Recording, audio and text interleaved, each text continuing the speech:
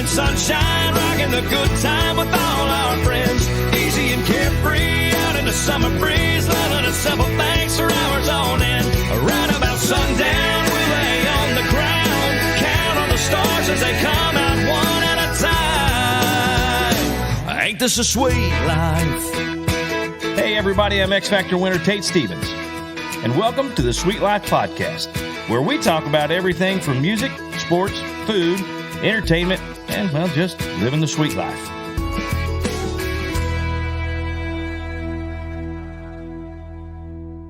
Hey everybody, Tate Stevens here with another Sweet Life Podcast. Today, AJ, we're in a different place. This isn't the basement. Right. We're out of the basement. We got out of the basement. So today we are here at West Peculiar in my hometown at the fire station.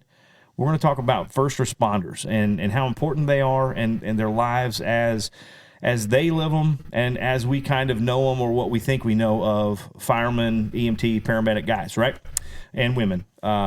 So because we're politically correct, we don't leave anybody out, unless you identify as something else that I don't know, and then good for you. We'll leave it there. But anyway, so I have with me today Fire Chief Bobby Sperry. So now listen, Bobby and I go back several years, probably at least 20 anyway, right? Yeah, every bit of that. At least 20 years. He worked at Belton, when I worked at Belton, when I worked for the city, he worked for the city also in the fire department there. So we're going to start with Bobby, and we used to coach Little League football together. Had a good time doing that. Bobby, when you started at the city, because you were a street department. Yep, before Public Works. Yeah, you were Public Works before you went to fire. Correct. And what was it? Honestly, what was it that you said, I don't like doing asphalt work and concrete work anymore, working for Jim. I want to be a fireman. What set that off? So, well, you had a lot of right off the bat. So I started out in Public Works. It was a good job. It had benefits. I'd been in construction. No benefits, no sick leave. I'd rodeoed. That's right. The rodeo with no insurance is always a bad thing. You're going to find out. I got into Public Works. It was a good deal, but eventually you start looking at money and realizing you're not going to make a lot of money doing that. Yep. And I'd actually applied and got accepted to the Missouri State Highway Patrol. And a couple of months before I was to report to the academy, I got engaged and had a kid on the way and decided I don't want to be a policeman. That's probably not a good idea for me.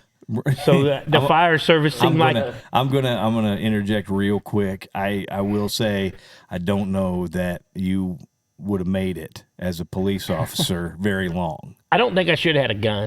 Okay, let's just be honest with you. Right? Exactly. I deal with the voices in my head well, but sooner or later I'm going to listen to the wrong voice and bad things.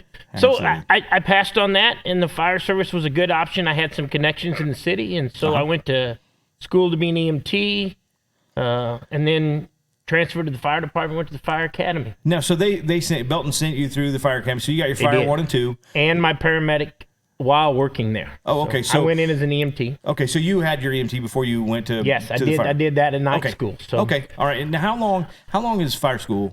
I went to a fire academy that was about 3 to 4 months long. We went every day, 8 hours a day. Right.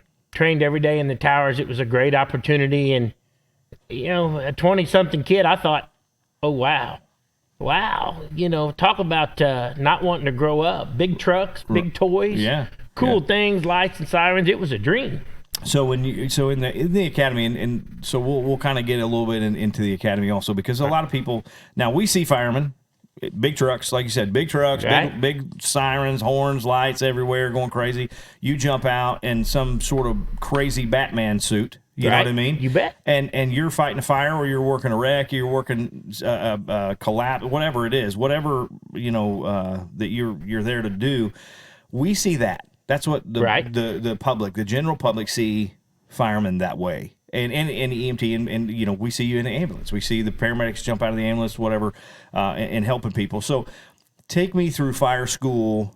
And so when you go through your fire 1 and 2, obviously they train you how to work pumper trucks or how to work hoses. I know that sounds a little weird, but to say, but honestly, because if you pick up a 2-inch charged hose, it's a little different than what you might think. Even a 2-inch hose is it's not like it looks on TV. Right. So Fire Academy really starts out with the most. You start out, for me, we did classroom work during the day, mid-morning. We started our morning with workouts. Right. There's the irony in it. 40 guys.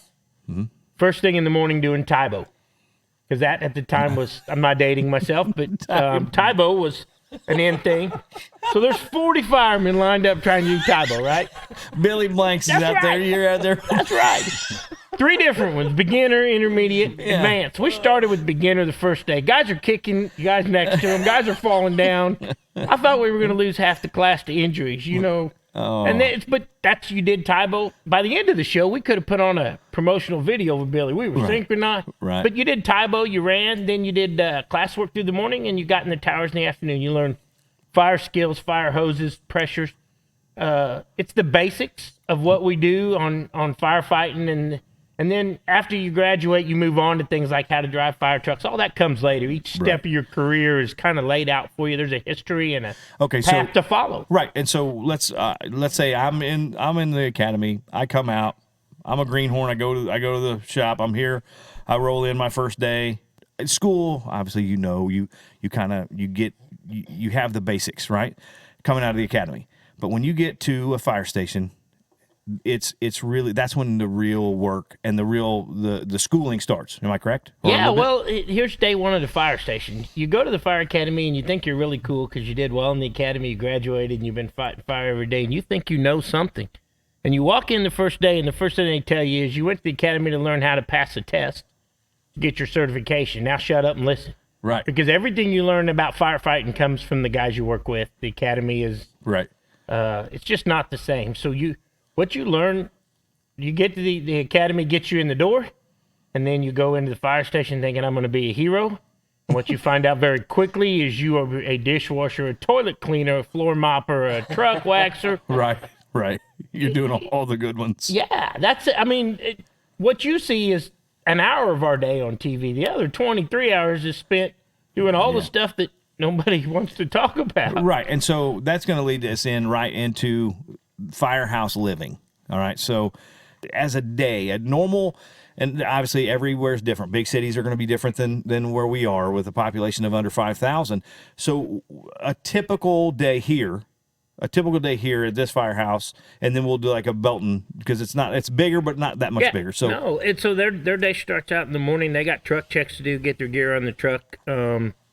Really the most important part of the day is the first thing in the morning, because that's when we cook breakfast and decide what's for breakfast. And I'm going to tell you, if breakfast isn't a gourmet meal, if you have a bad breakfast, everything goes downhill. You're here 24 hours. Everybody has a job to do that day with checking trucks. You talked about the relationship. It's a family. Mm-hmm. You spend a third of your life with them. Yep. You have the same squabbles, the same fights. I can tell you as a fire chief, it's like having kids.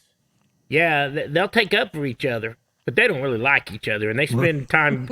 I mean, the things that I get into around here are just like having kids. Or think about your brother and sister. You do anything for them, but most days you'd like to shut their head in the door. Yep. The fire station's very similar. They can find things to fight over, like bottles of ketchup or right. Where's the remote? I mean, you can't even begin to imagine the kind of things that can be an argument in a fire station. Right. So typical day, we get up, have breakfast, or we come in. Let's say we're on shift, like 7 o'clock. You get here at 7. 7 o'clock, bam, you're in. It's your turn. So those guys that may be backing that truck back in because they just ran a call, they're gone. If the bell rings again, it's yours. It's yours. So you figure out breakfast, and then you get your gear on the truck. Make sure your truck's got water on it and the basic things. Move on to breakfast. Throughout the morning, you have truck checks. We have weekly, monthlies, everything from tire pressures. You have ambulance checks throughout the morning that they work on. They got training every day. You know, they got to maintain fire certifications. And medical certifications. It's an endless training process for firemen, right? Never ends. I've been at this 30 years almost, and I still take classes and still having to to adopt and because it is ever changing, everything we know out in the world changes. So with vehicles, obviously you can't just pour water on something, because sometimes that doesn't put out a fire. That's right. You have different chemicals, or I mean, look at fire extinguishers. They're rated for, you have paper or right. plastic thing, or whatever. Flammable So liquids. yeah, and so now if you guys get into something, because this is a smaller station, right. and smaller community. We don't have some of the big buildings that, we have Price Chopper here in town. We have the gas stations and stuff right. like that. And schools, obviously, they're giant. But right. So let's say, God forbid, you get a big fire or a big emergency at one of those places. You have to have all hands on deck for that, and you have to call back up if you need certain things, right? So like ladder trucks, we don't have a ladder truck here, right? Correct. So, but is that something that Peculiar needs to have? No, not really. We have automatic aid and mutual aid. Okay. Automatic aid is a predetermined aid that comes from the cities around us. I have automatic aid with Belton that's pre-agreed. If they get a fire, they call for us. We send our engine. If I get a fire, they send me an engine. Mutual aid is something where after you get to the fire, if you need more, you can call. And that can be from anything from an aerial truck. If you're in the big city, it's aerial trucks. Right. Out here, it's water tankers. We get out suburbs, suburban, right. Rural, I don't have water, so we call for tanker trucks. We'll have 6 or 7 of them stacked up. Yep. So you're calling mutual aid from all the cities. One house fire around here will have 6 to 7 departments on the fire ground. If you're Kansas City Fire, you don't do that. But yeah, right. Once you get down here, well, every 500 feet, you have a hydrant, too. Yeah, that's exactly right. Here, and enough firefighters that everybody twiddles their fingers. And here yeah. it's just not like that. I had a fire last week, and I think I had 8 departments or 7 different departments on scene, 4 chiefs. You got to have the resources. You got to get people there. And right. And so you think is that the biggest deterrent for or not deterrent? Is that the biggest struggle for a small station? Yeah, it's number of people. So my guys know that when they get to a fire, until they get a certain number of people on the fire ground, they can't go inside. Right. Okay. Now, if there's somebody trapped inside, life safety, we'll just go get them. Right. But if there's nobody inside, then they have to have a certain amount of people there before they go in, because if, God forbid, something goes bad inside, right. I need people there to help rescue. I need personnel. Right. So in the rural, we really have to wait to stack up some people before we get too far in. Right. And in 30-plus years of being a fireman, mm-hmm. whether you were carrying an axe, punching holes in roofs, or you're standing on the thing talking on the horn to right. people, what is the worst? Give me the worst thing that you have the worst fire and as far as structure and damage and all that you had to work. We do a lot of residential. Probably the worst fire as a fireman I ever dealt with, and I worked in Belton. Mm-hmm. Belton spent about 5 months building a Texas Roadhouse. It's a big deal. We had a live 24-hour webcam shining. The city was that excited. The mayor called me every day to talk to me about Texas Roadhouse. It's a big event. We're within a week or two of getting this. You see him laughing because he knows, Oh, yeah. We're within a couple weeks of opening this Texas Roadhouse. At the time, I'm the fire marshal, so I'm out there every day.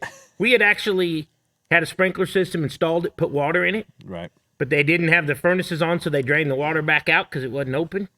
And I'm laying in bed about 1 a.m. and get a phone call and said, "Hey, we need you up in Belton, Texas Roadhouse is burning." So that's not funny. No. I mean, that's not a joke. No, that's Somebody not. said, "We're not joking." And I literally got in my vehicle here, and it's 5-6 miles. And by the time I hit the exit, I could see flames. We had flames almost as high as the water tower at one point up there in Belton next to it.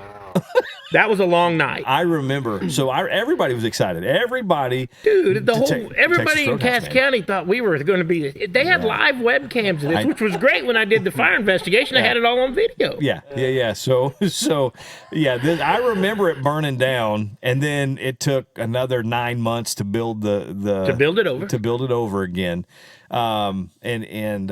We went in after it opened. We went in and the owner. He was in there. He was walking around and everything. I think it was the first week or two they were open. He'd been there a lot. And, he greets me and he kind of looks at me funny and, I'm like, "How's it going?" And just as a normal patron would do, I'm like, "Hey, how you doing? I just want the rolls, dude. They're great." So, we get set at our table. Well, then he comes up and he says, "Hey, I want to show you something."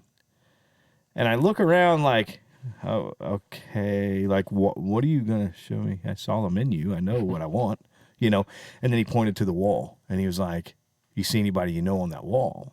And at first I didn't.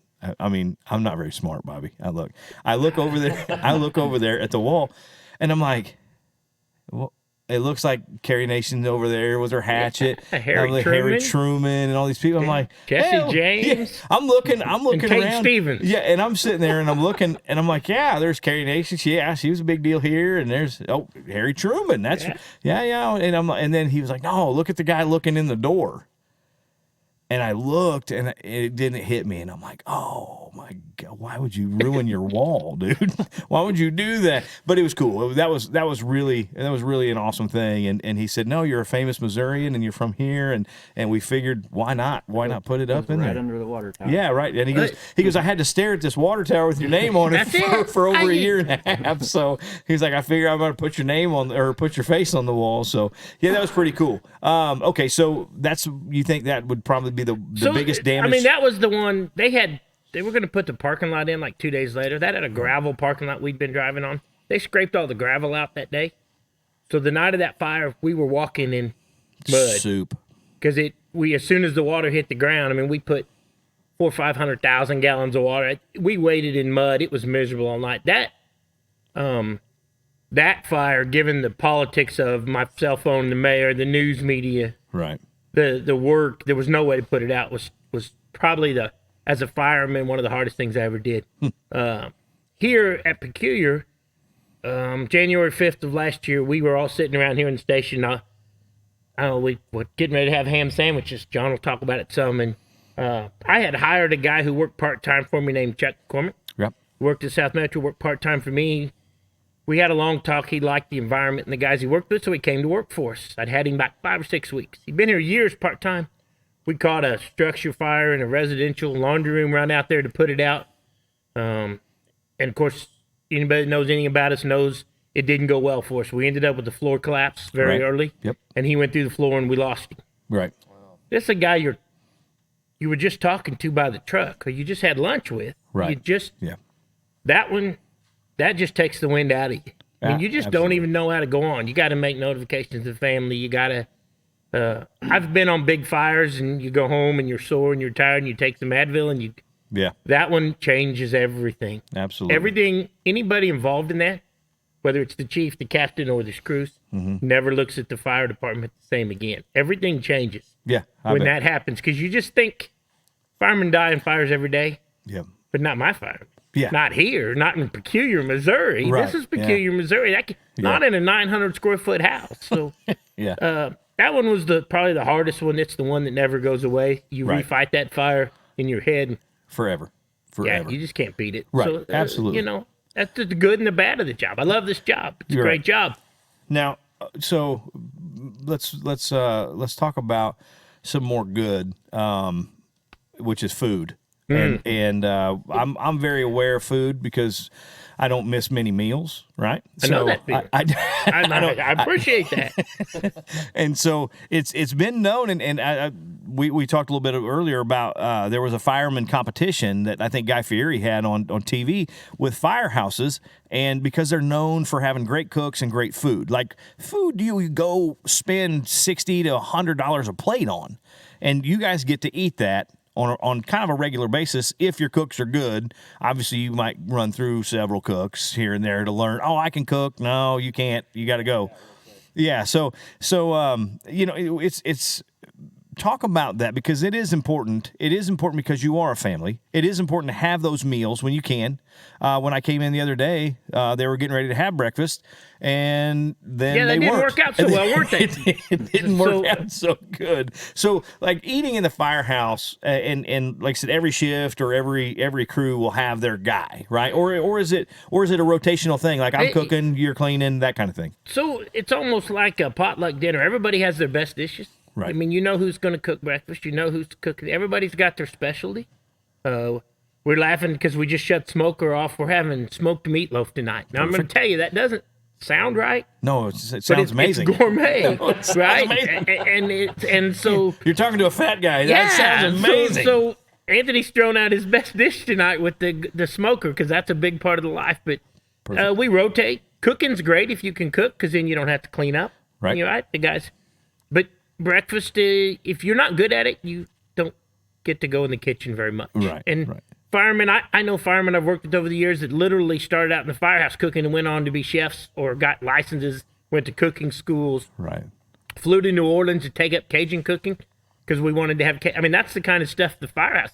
Meal prep's a big deal, planning your day and your food.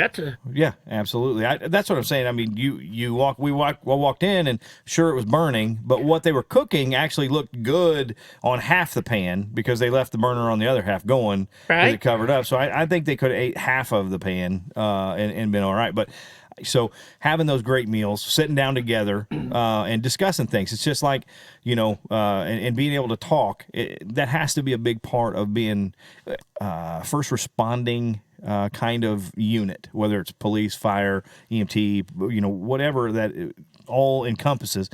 I believe having somebody to talk to that knows exactly what you just maybe had seen or went through or experienced, that has to be a big help sitting around eating. Or is that something that just kind of not talked about like at dinner? No, I think it is. I mean, it's ironic that you were talking about your tour bus earlier. I'm sure at some point on the tour bus, you guys solved all the problems of the world. Absolutely.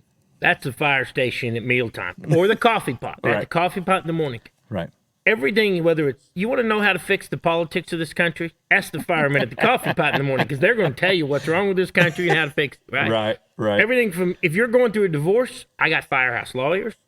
If your car's broke, Mario Andretti's mechanics over there laughing at us. Right. And that the coffee pot and the tables is where that comes up. I mean, that's the area where there are things you don't take home to your family ever. Right, absolutely. But there is no filter here. In the firehouse, everything's in play, Right, and that's another big thing that people don't realize, that okay, whether you work a wreck, I've rolled up on an accident and it was a fatality. I was the second person there, and we were getting back from vacation. I see a lot of smoke, and I see, for whatever reason, on I-29 by the airport, I see a dog running down the middle of the road, and I'm like, that can't be good. And then we see the flames and stuff like that, and there's a truck that's on fire. Well, people are standing out around the truck, and I'm like, so we pull up. Everybody okay? Just trying to help, and cell phones and all that.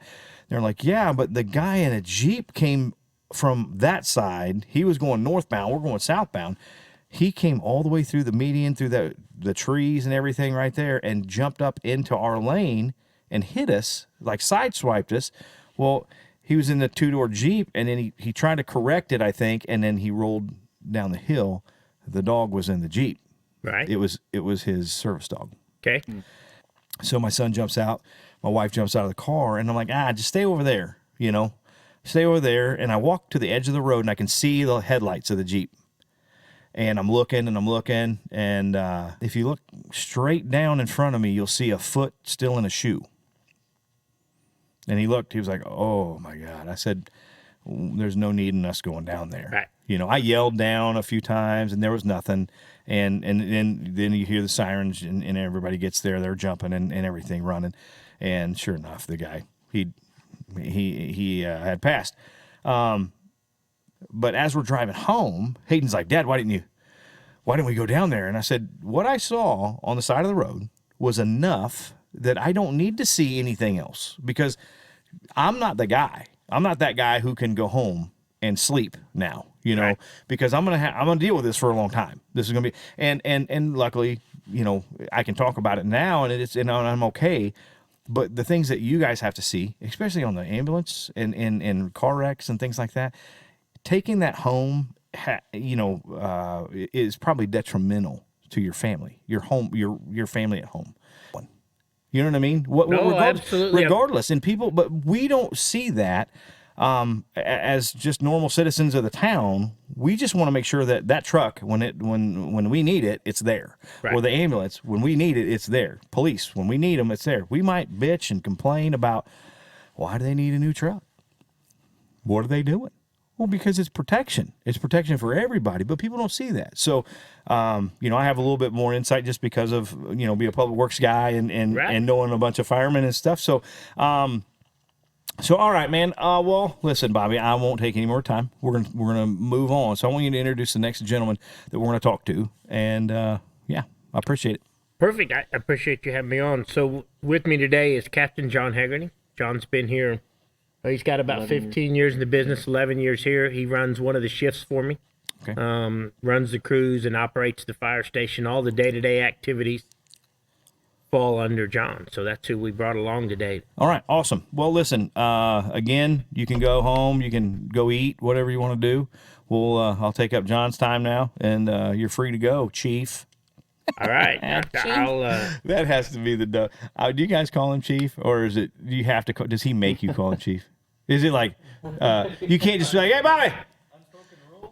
It just wouldn't work. Yeah, it's hard to. It's like people talk about Tate Stevens, and I struggle with when I saw your picture on the wall, Texas Roadhouse. I'm like, really? Okay, it's Harry Truman and Tate. I'm like, okay, look, I don't know who painted that. But based off how good he looks in the picture, they don't know him. You don't know him. First of all, he eats more dinner than that. I'm telling you by the picture, they took 30 pounds. Secondly, I know what he's done. I mean, Absolutely. You know what keeps us busy out here in Redneckville? It's that hold my beer and watch this. Absolutely. That's what. And Tate's an expert in that.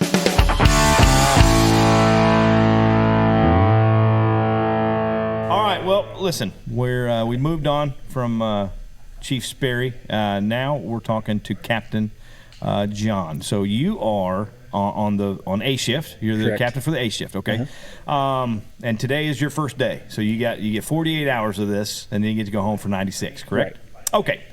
You started. Have you been 15? Is that what you said? 15 years experience. 15 years experience. Maybe, Okay. So maybe a little more. Yeah. what made you?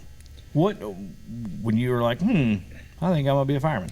Well, I was a carpenter for probably 15 years, and then I don't know, sometime right before the recession they started. I think we hit it first as carpenters in the construction trade. But one day I was driving down the highway, and a lady was going down the wrong side of the highway, and I hit her head on, and it was a bad deal. And the guy I went to high school with was the one that cut me out, and so I don't know. At that time, I got to talking to him, and it was the right timing. I went and like Chief said, went and signed up for the school. Actually, I was looking for a job for my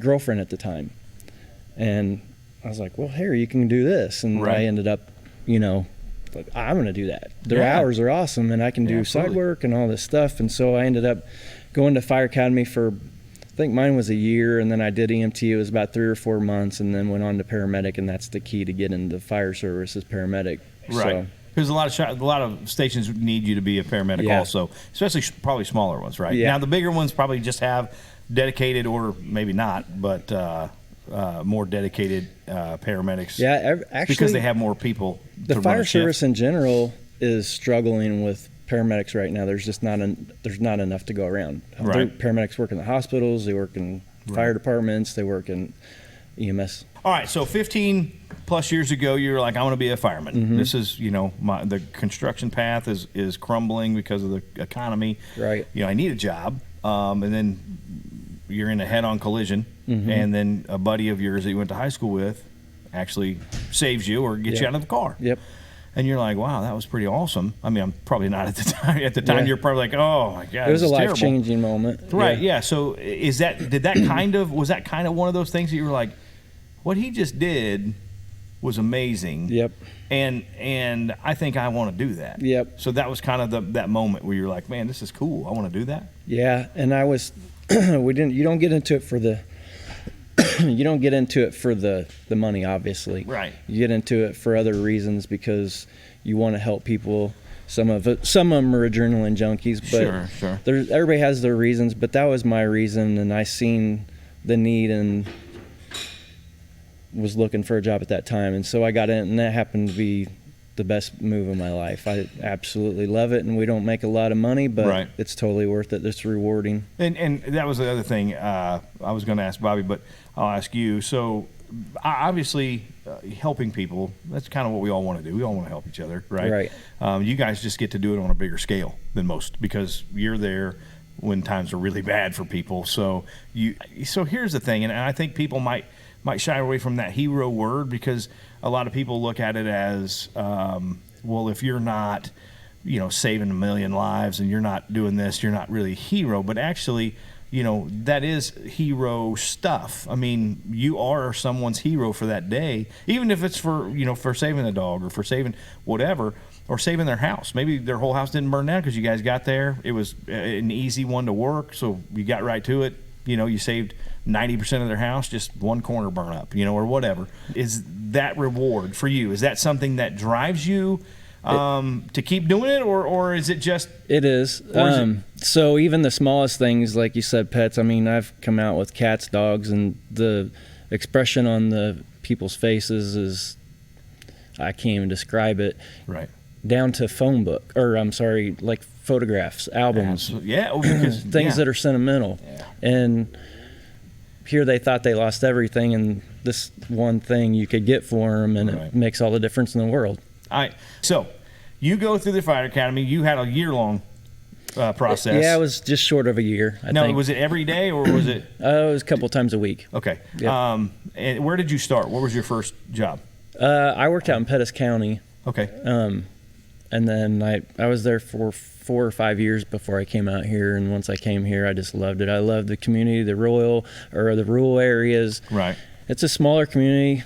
We maybe 40 square miles or something like that. But you're closer. The fire service is traditional, like you heard Chief say. Yeah. But it's even tighter here most of the time. Right. You're closer to the admin side and your guys, and so it's a lot better for me. There's not as many people in the way. Right. You guys are basically the 6 of you or whatever. That's your family. So while you're here for the day, yeah. And here's something that worst structure damage, worst damage. Let's just say damage. What is like?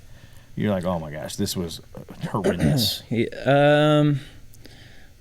There's so many, and you talked about, the things that we have to go home to before, but, the things you've seen, we have to come back and eat dinner right afterwards a lot of times, or breakfast. Probably the worst I've had is, like Chief was talking about, where we lost a friend of ours, and I was right behind him, and that's probably been the hardest thing that I've had to deal with. As far as damage and stuff, probably see most of that on the highway. Oh yeah. Vehicles are. We have an interstate that goes through here, so when they wreck, they do it good. Yeah, absolutely. Yeah, whether it's rolling down the highway or somebody texting and driving and running into, construction, and 18-wheelers are stopped. Someone's texting and driving, goes right under the 18-wheeler, or the 18-wheeler goes into somebody else, and that's usually even worse. Yeah, you lose. Well, you hit one of those guys, and you're losing that battle for sure. Okay, so we talked a little bit about food with Bobby because we all know he likes to eat. So I've been eating good my whole life, and you can ask these guys. I eat a lot, but my whole life I've been like 170 pounds. Well, man, I wish I could have that. Oh, is this the smoked meatloaf? Is that bacon? That is bacon. Holy, you can't go wrong with bacon. All right. There's a bunch more where that come from. That just looks good. All right, so food. We'll talk about food since he brought this. Golly, I'm gonna have a bite of it in a second. So, what's the best food in the house? Who makes the best? We have. You can go ahead and call them out. Call everybody else out. I'm not the cook. I'm the cleaner. I do the dishes and stuff, and I'm not a cook at home. They don't want me in the kitchen. Right. Anthony's by far probably the best. He cooks the most. That's who cooked that, and that's probably one of the best meals. But some of the other ones are very good at it too. Right. So you think Anthony has it? Well, as far as what I'll say he is, but he cooks the most too. So okay, yeah. All right. I mean, that's fair. Yeah, and there's a reason for that. Right, because you don't want him on the truck, so you stay here and cook. Is that what it is? No, Is that what it is? he's a good he's a good cook. He's a good cook. He's like, well, they can't go anywhere because I drive. Yeah. I mean, that's how it works. It is a family. I mean, Oh, yeah. you can see it. Even the guys standing behind the cameras and stuff, they're making faces and joking and taking pictures and all that. It is a family for you guys, and it has to be because of the kind of work you do, and you are here more than you pretty much almost as much or more than you are with your own family. They are family. Yeah. What's the best case scenario? Best day as a fireman? What's the best day? No calls or no serious calls. Right. No fighting. The weekends, there's less chores. Oh, okay. So we have a lot of chores, like chiefs. Who picks chores? Who does that? Who sets chores up? So every day on our calendar, we have daily routines that we on top of our dailies that we have to do because, like you said, there's cleaning every day. There's truck checks and all the stuff that you have to do. We come in and there's just basically a list full of things in the back of your head you have to do. But on top of that, you have weeklies and you have dailies, whether it's cleaning a mezzanine or bio room or the kitchen or bunker room or the admin side. Yeah. He don't clean his own shop? We do it for him. What kind of gig are you running here, man? About tradition. Yeah. So that's the biggest thing with the fire service is tradition. That's you ask. What? All right. So I get it. Explain to me how, if I'm a new guy, I just got out of the academy, I got an EMT, maybe even a paramedic also. So I went through, got my fire 1 and 2, EMT, paramedic. I'm ready to go. I roll in, and I'm like, okay, I'm just a fireman, right? At that point, we're just a fireman. You get to do dishes tonight. Right. So, I mean, how do I move up to be captain, to be chief? How do those progressions work? Is it strictly on your ability and time on the job, or is there testing? I mean, how does it work? Because I have no idea. All of the things you said, personality, how you do with others, leadership, your time of service, your time with the department, depends on policies, what the department has, different, classes. There's lots of classes you have to do, leadership skills, and there's fire officer, instructor stuff. There's so many things that you have to do to get that to that level, and then once you get to that level, then you have to study, take an oral interview, a written test, and interview with the chief and the board. And but as I come in, like I said, if I'm just a fireman, I come right out of school, bang, here I am. What's the next step? Probably making it through we don't really do hazing type stuff anymore. I mean, there's a little bit of side stuff that goes on, but getting along with the guys, fitting in as probably the peer stuff is a big part of it. Getting up and being willing to do things, not being lazy, is probably the first thing to advance. And then of course, your skills and how much you progress on school. And so what's my next progression? Is it positional? Positional position. Do I go so to driving, typically, you're either most fire departments, you're going to start out in an ambulance. That's kind of where people go, and they get some experience and time in because everybody wants to be on the fire truck, and then they'll move to the back seat as a line firefighter, and then there's different positions: driver, captain, lieutenant. Right, so that's how. So it starts. You usually start on an ambulance, and then move over to the fire truck. Yeah. If they don't need anybody. Yeah, if it's an EMS fire, most of them are. Yeah. Yeah, and then, so how long is it? Is it 5 years before I can start driving the truck? Well, typically, your probationary time is a year. Okay. So once you get past that part, usually. Most services are a year on the ambulance is what they like to say, and then you can move to the fire truck. And then once you get on the fire truck, I mean, there's people that will do that for 5 to 10 years before they ever advance. Before they advance anywhere. Is driver the next thing? Yeah. So you fireman, then driver, and then there's a lot of jobs that go with you don't just drive and It's there you guys go. Yeah, you're an operator, engine operator. Right. So there's obviously that, and then who carries an axe? Anybody that goes in, we have the thing is you don't go in without a tool. So some people prefer there's a Halligan, which is a tool or an axe. Right. So you go in with a tool. Who jumps up on the roof and punches holes? Well, we do everything here because. Oh, well, yeah, you got 6 guys. Yeah. Yeah. Right. everybody's doing it. But like in a bigger city. In a bigger city, typically you have a truck guy. Okay, and the truck guy. That's right. That's what. So as a truck guy, then you're the guy that you're punching holes, Right. breaking windows, doing the, dragging fans and hoses and doing that kind Right. of stuff. Yeah. Right. So But out here, you guys have to do. We kind of do everything from climb up on the roofs to venting. As a captain, I'm first in, Right. and that's if my chief's there, if another officer's there. So you have a fire. Let's say, God forbid, we have a fire tonight. He's at home. Bobby, you have to come, right? If there's a fire. If I'm available. If you're not on vacation out of the country or whatever. So I'm trained to go to the scene, control the scene, whatever I need to do until another officer gets there. We have mutual aid. Other chiefs come from other departments, Belton, So now, South Metro. If it's your fire, are you in charge or are they in charge? I'm in charge until a higher officer Okay, gets there. so if I'm the Belton chief and I get here, then I'm like, here, chief, this is what we got. I pass command to him. All right, then Yep. and then you go to work. You do what you would normally do on a daily. Correct. And sometimes, depending on the situation, I may have to be command and attack or rescue or whatever it is. Right. So we work as a team really great out here because of everything that we have to do. Right. We don't have the resources like everybody else, but like you said, we have agreements with other surrounding departments. Right. We go to theirs, they come to ours. Oh, cats. It's for the. Yeah.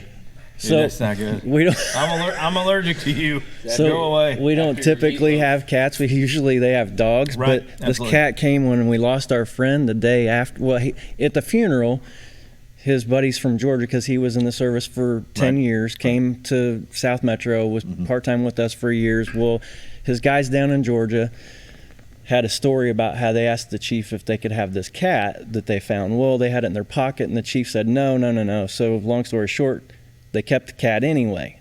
After the funeral, this story, we come back, did the whole gathering here in the bay, Right. and this cat shows up. And it's a kitten. After this story, 2 days later, this cat shows up, and we just couldn't. And now, if we leave the door open or something, I mean, it comes and goes, comes home, goes. We feed it every day. If we leave the front door open, it'll go in there and sit with Chief. And that's That's good stuff right there. it gives you chills. Sometimes. No matter what you believe, if Yeah. that'll make you feel a little different Yeah. about it. So, and what's even weirder, the one with the black tarp, or you can't really see it, the black cloth. Yeah. When the cat came in, it took to that locker, and that's Chuck's locker. It's a whole. It gets way more. Yeah. Intense So, than yeah. that. Well, listen, I appreciate your time. I'm not going to take it. You guys it's dinner time for you guys. I know you want to eat, obviously, in case something bad happens and you guys got to go without eating. When we start eating, that's when it happens. Yeah, absolutely. Absolutely. If you just sit out here, you guys won't be busy at all. Again, thank you. But what I was saying right before the cat situation, I do a song on my show called Ships That Don't Come In, and it is for the first responders. It is for the armed forces, because you guys are the front line. You guys are the first in danger when we're not. You're the reason we can sleep in peace at night and not have to worry. And I don't think first responders get enough attention for that. Police, fire, EMTs. I don't think you guys do. So that's one of the reasons I want to come down here. And not that our podcast is huge, but we do. We're growing, and plus I'm from here, so why not? This is fun. Right. It's different. It's different for And us to sit. And we love you. Yeah, man. So, John, I appreciate your time. Go eat, and thank you guys so much. Thank you for listening. Yep. Thank you for coming down. Yep, I appreciate it. All right, guys. That was awesome, dude. See, that's what happens. We got to do some stuff like this again. Maybe at I don't know, what would be a good place to go and and like, I don't know, McDonald's or something, just so we can eat. Interview the manager at McDonald's. Maybe get some free food there too. Anyway. All right, guys, listen, thanks for joining us this week. Thanks for everybody at the West Peculiar Fire Protection at the station here. Everybody was great. Chief Sperry, Captain John. Here's the thing, guys. Make sure you think not only your heroes from the armed forces, but if you see a fireman, you see an EMT, you see a police officer, thank them too. They do a great service for us citizens of the community and everything like that. So make sure you're thanking them just as much. So yeah, man. All right, AJ, this was a good one. We'll see you guys down the road. Make sure you subscribe, like it, subscribe, leave it a review. Do we have any questions or anything this week that we need to go over, or are we good? I don't think we have any new questions. Okay, no new questions. So, all right, leave a question. Reach out to us and on Twitter, Facebook, or Instagram, or wherever. Our YouTube channel. Go follow us everywhere you can follow us and listen to the Sweet Life Podcast. Thank you, guys. We'll talk to you soon. Ain't this a sweet life? Hey, guys, thanks for listening. Want to ask a question for a future episode? Well, hit us up on Facebook or Twitter with hashtag Sweet Life Podcast. And be sure to give us a 5-star rating and hit that subscribe button. Leave us a review on Apple Podcasts, Google Play, Stitcher, or wherever you get your podcasts. Make sure you follow me on Facebook, Instagram, and Twitter to stay up to date on the latest news and information for the Sweet Life Podcast. And we'll see you next time.